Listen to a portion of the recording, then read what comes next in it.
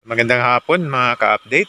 Ngayon po ay magbigay naman tayo ng ating reaksyon sa bagong issue patungkol kay First Lady Lisa Aranita Marcos. Welcome to Romis Update Channel. Siya nasabi kong bagong issue ito mga ka-update dahil sa comment ng isang nanood ng ating video. Kung totoo ito, magiging tayo yung pinakauna na magbablog ng isyong ito, sapagkat sinasabi nga dito sa kanyang comment na kauwi lang ni First Lady dito sa Pilipinas. Ito mas maganda, basahin na lang natin. Kauwi lang pero anytime tatawagin uli dahil sa skandal, never ikinulong. Kayo lang nagsasabi na sabi ikinulong. Detained while the investigation was ongoing. Sa US walang ikinukulong dahil sa drug use. So again, kauwi lang but could be called back to LA to answer more question. So 4 weeks nandoon siya sa US and mga video and pictures wala pa siya dito. So ayan, pagka inaamin niya na nakauwi na si First Lady dito sa Pilipinas, pero kauuwi lang daw, no? At sinasabi niya rin na hindi naman nakulong si First Lady doon sa Los Angeles. Tayo lang daw. Sino ba nagsabi dito sa Pilipinas?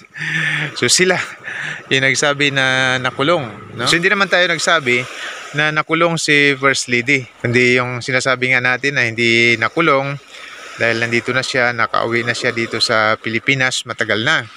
Pero sinasabi niya na hindi naman daw nakulong kundi na-detain lang habang iniimbestigahan yung naging skandal doon, sabi niya, no, na kaso. Habang iniimbestigahan, nakadetain. At sinasabi niya rin sa kanyang comment na yung mga nagdaang mga linggo ay nandoon si First Lady, at yung mga picture, mga video na nakikita dito sa Pilipinas ay sinasabi niya na wala pa dito si First Lady. So paano ba mangyari yun? Na nagkaroon ng mga picture at mga video dito na wala pa dito si First Lady. So sabi ko nga, dapat puntahan. May nagsabi din sa comment na ako daw yung dapat pumunta sa lugar at magtanong. So bakit ako magtatanong doon? Nainiwala naman ako na talagang pumunta doon si First Lady. So dapat yung duda na pumunta doon si First Lady, sila yung pumunta doon. Hindi yung pagsasabi na fake, hindi pumunta doon si First Lady, ay samantalang sila yung nagsasabi at yung mga nandoon ay hindi nagsasabi na hindi pumunta doon si First Lady. So kaya kami na nagsasabi na talagang pumunta doon si First Lady, hindi na namin kailangan pumunta doon para alamin kung talaga pumunta dahil naniniwala kami. So yung mga hindi naniniwala, so sila yung dapat na pumunta sa mga lugar na pinuntahan ni First Lady at magtanong kung pumunta nga doon.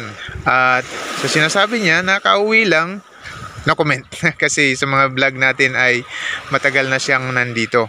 At yung sinasabi niya na papabalikin si First Lady doon sa US, no, para sa investigasyon. So yun yung abangan natin. Sabi ko nga, nakaka-excite ito, no?